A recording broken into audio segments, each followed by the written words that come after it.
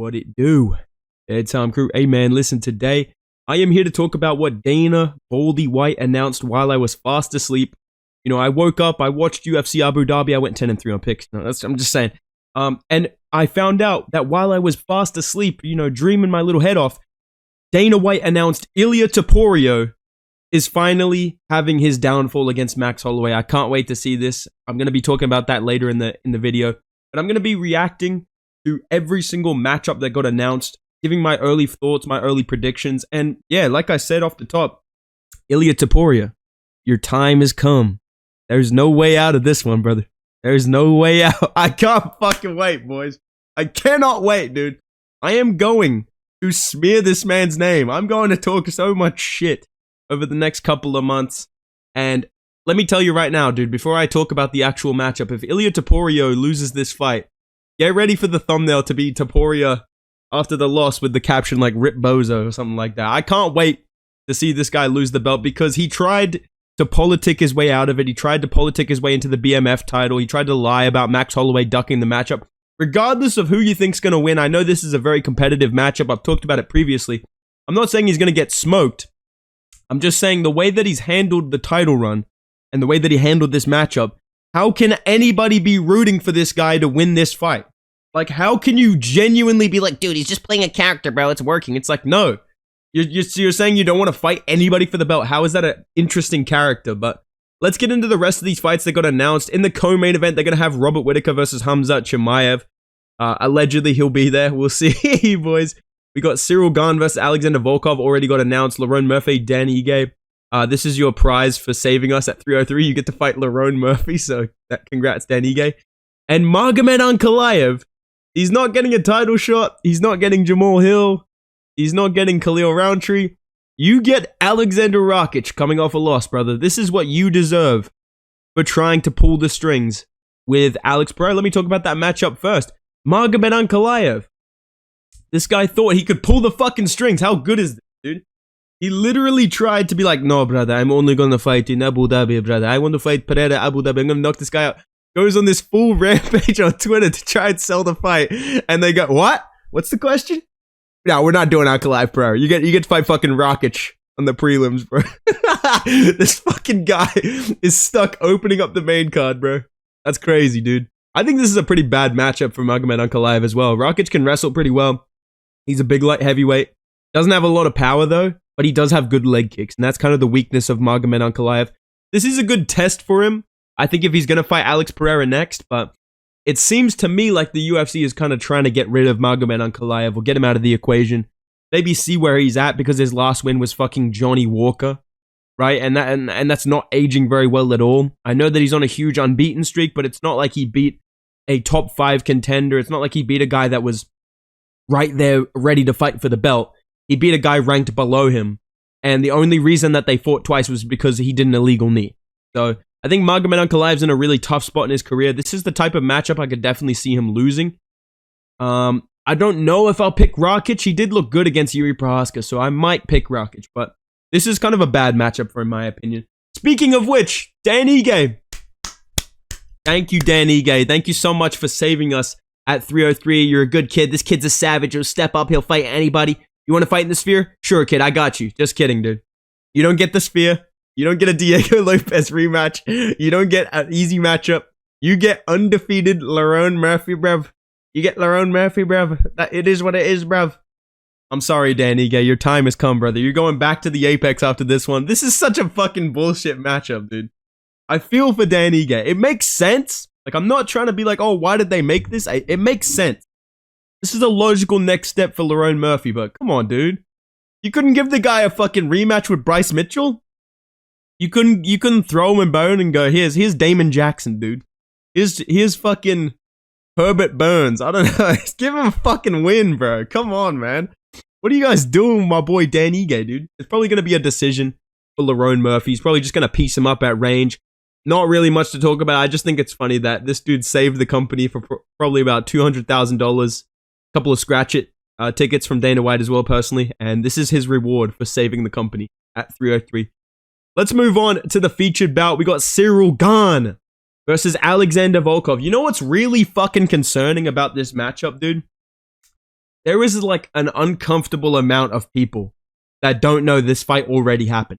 There is too many fucking people online being like, wow, dude, this is actually a banger fight, dude. Dude, this is actually a sick matchup, dude. Oh my god, dude, this is a great fight. Like, forgetting that this has already fucking happened. And Ciryl Gane 50-45 this dude. I know it was like a competitive 50-45, kind of like what Umar did to young Corey Sandhagen. I told you so. All right. I'm just saying. I'm not going to get into it. Okay, dude. But I do think that it's been enough time. And Ciryl Gane is coming off filming fucking Paw Patrol. This guy's starring in live action Paw Patrol versus Volkov, who's fighting regularly against top contenders, and Tai Tuivasa as well. He fought him as well. You know, the performance against Sergey Pavlovich, very impressive. Very, very good look. Especially considering Ciryl Gane pretty much openly ducked Sergey Pavlovich. I know they said they tried to fight him at 300, but it was just weird timing. Like, I think there was a time and a place where Ciryl Gane could have fought Pavlovich if he wanted to, but he chose not to. Whereas Volkov fighting him coming off a pretty, you know, reasonable loss. Like, getting KO'd by Tom Aspinall, you know, happens to the best of us, right? I think that enough time has passed where I could see Volkov winning this. Like, he's always going to be an awkward fucking matchup for Ciryl Gane, especially when Gane's training camp consists of, like I said, reading movie scripts, playing FIFA. Bro was probably dancing in the fucking World Cup intro. Has anybody asked Ciryl Gane where he was during that? Because I'm just saying, like, look into it. Whereas Volkov, he's an awkward, all rangy guy. He's improved his ground game. You can see it against Tai Tuivasa. You can see it in other fights. Even against Curtis Blades, he showed an improvement. I think Ciryl Gane could lose this one just because of how little of a fuck he cares about UFC and how little he seems to actually care about MMA being his job. Whereas Volkov is on a 4-fight winning streak. He's making sick fucking Instagram videos like he's Marab. I could weirdly see Volkov winning a clean decision in this and getting a title shot. And the UFC is kind of like, oh, fuck. We have to give Volkov a title shot now. You know what I mean? Like, does this not just seem like one of those Glover Teixeira, who else? One of those runs where you're like, all right, fuck it. We'll give you a top contender, kind of hoping that the top contender wins. And then the random guy that's been in the rankings for years just randomly is the number one contender. I can just see Dana White being like, what's the question? Just super deflect. Yeah. I mean, I guess you got to do Volkov, Aspinall, or Volkov versus Jones for the belt. You know, it is what it is. Like, yeah, that's obviously what you do. You know, he had not a barn burner tonight. I can definitely see Dana White raging about this one. So I might pick Volkov. I know I need time to think about these matchups. Let me talk about the ones I do know about though. Okay, I'm keeping my picks on both of these. All right, dude. Robert Whittaker versus Khamzat. Brother, I come here, I smash everybody, brother. I'm gonna kill this guy, brother. Man, I fucking hate doing this, but I'm just gonna be real here, guys. How many times do we have to do this fucking script? How many times do we have to sit through this fucking storyline where all of you guys pick Robert Whittaker, you call me an idiot for saying Khamzat Chimaev's gonna win, even though he's undefeated, he has plot armor. It's going to be in Abu Dhabi. He's been training for Robert Whittaker for like a year and a half now. We found out that the sickness was not that bad that pulled him out of the fight. So he's probably fine. How many fucking times do we have to do this? Where Robert Whittaker is going to get gassed up by every MMA YouTuber. Dude, Khamzat Chimaev's a fucking fraud, dude. Whittaker's going to KO him. Hasn't KO'd anybody except for Ikram Alaskarov, who's biggest highlight in his career before that was getting KO'd by Chimaev years ago when he was younger. It is what it is, dude. I think Chimaev's going to take down Robert Whittaker early on, and I think he's going to get him in a Das choke, and I think he's going to submit him in round one. The physicality is too much. I know that Robert Whittaker has good range control, but we're talking about Khamzat Chimaev, who has the reverse of like range control. He can just close the distance on you like that. You know what I'm saying? Like Thanos, dude, with the snap.